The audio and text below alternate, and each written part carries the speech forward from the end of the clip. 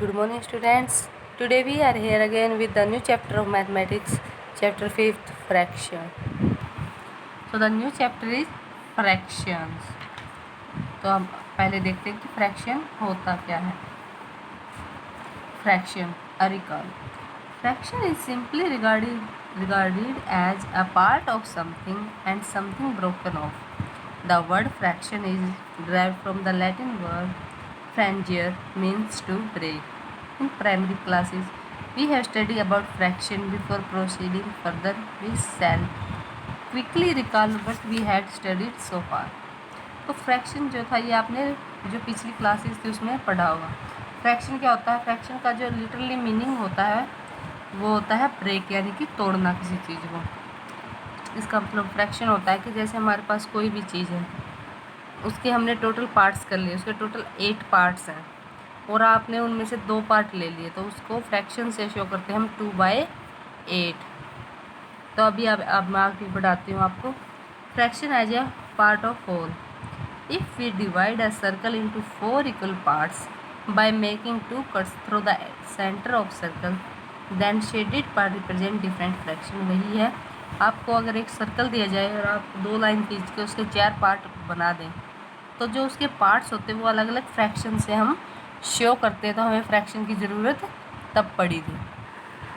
देखिए ये आपका एक सर्कल है, इसके आपने 4 पार्ट कर दिए. तो शेडेड पार्ट है इसमें, देखिए एक पार्ट में शेड की गई है, 3 में नहीं. तो इस पार्ट को हम कैसे शो करेंगे? ये एक पार्ट है, टोटल कितने हैं? 4. तो जो टोटल नंबर ऑफ पार्ट्स हैं वो हम डिनोमिनेटर में लिखते हैं, और जितने हमने मतलब पुट ऑफ किए हैं या फिर उसमें से ले लिए हैं या फिर शेडेड किया है, यानी जितने हमने हाईलाइट किए, कुछ अलग किया है, उसको हम न्यूमरेटर में शो करते हैं. तो देखिए शेडेड पार्ट कितना है? 1. टोटल पार्ट कितने हैं? 4. तो जो भी टोटल होता है वो हम डिनोमिनेटर में लिखते हैं, जो टेकन आउट होते हैं वो न्यूमरेटर में.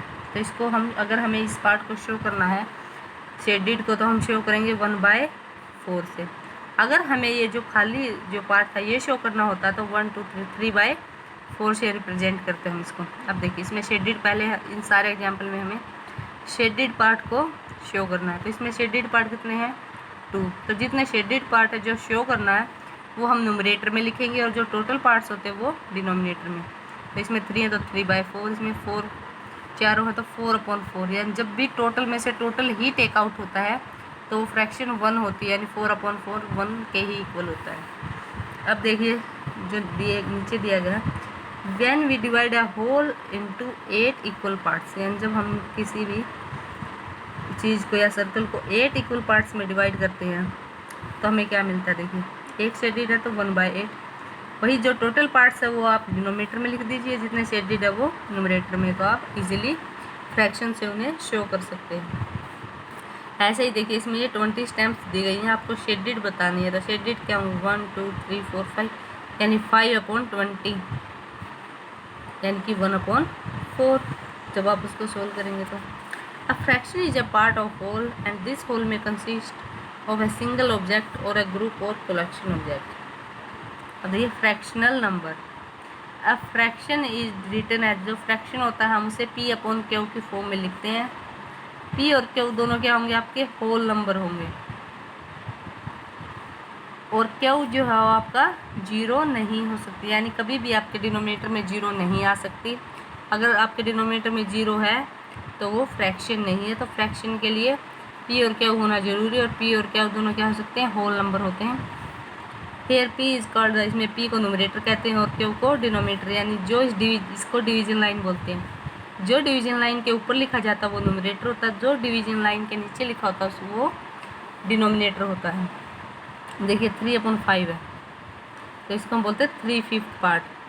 तो इसमें 5 क्या है? ये डिनोमिनेटर में है, तो ये टोटल नंबर शो कर रहा है, और उस टोटल में से कितने हमने टेक आउट किए हैं उसको हम न्यूमरेटर में लिखते हैं, वो है 3. तो इसमें क्या है? 3 न्यूमरेटर है और 5 डिनोमिनेटर है. अब देखिए फ्रैक्शन देखिए इस तरह से शो किए जाते हैं, और जो फ्रैक्शनल नंबर होते हैं उनको हम क्या बोलते थे? 7/15 है तो इसका हम बोलेंगे 7/15, 3/5, 2/7, 3/10. तो फ्रैक्शनल नंबर को हम ऐसे शो करते हैं. जैसे अभी लास्ट एग्जाम्पल में 3/5 का हम उसको लिखते थे 3/5. वही आपको इस क्वेश्चन सोल्व करने। देखिए, right the fraction representing shaded part. आपको शेडेड पार्ट को शो करते हुए इन सब की फ्रैक्शन लिखनी है। देन इन सब के आपको फ्रैक्शनल नंबर लिखने हैं। जैसे 2/5 है तो 2/5, 3/4, 3/7, 11/19। तो इस तरह से आपको इनके फ्रैक्शनल नंबर लिखने हैं। Find what fraction of a day in 6 hour. 6 hour में एक डे का क्या कैसे करोगे आप? डे में कितने आवर? 24, यानी 6/24। इस तरह से शो करोगे। 15/60। ईयर में 1 मंथ को आपको शो करना है तो 1/ईयर में कितने मंथ होते हैं? 12, तो 1/12 हो जाएगा। ऐसे वीक में 7 डेज होते हैं, 3/7। What fraction of English alphabet is the set of vowel. तो इसमें देखिए आप कितने वावल हैं और टोटल लेटर कितने, उसे आप फ्रैक्शन से शो करेंगे। देखिए 1 2 यानी 2 वावल है तो 2/1 2 3 4 5 6 7, 2/7 आ जाएगा। तो आप पहले क्वेश्चन को अच्छे से रीड करेंगे। कुछ नहीं है, आपको बस फ्रैक्शन शो करने हैं, वो आपको ये सारे एग्जाम्पल में और जो मैंने अभी बताया वैसे हो जाएंगे। So students, remaining part of this chapter we will discuss in our next video. Thank you and have a nice day.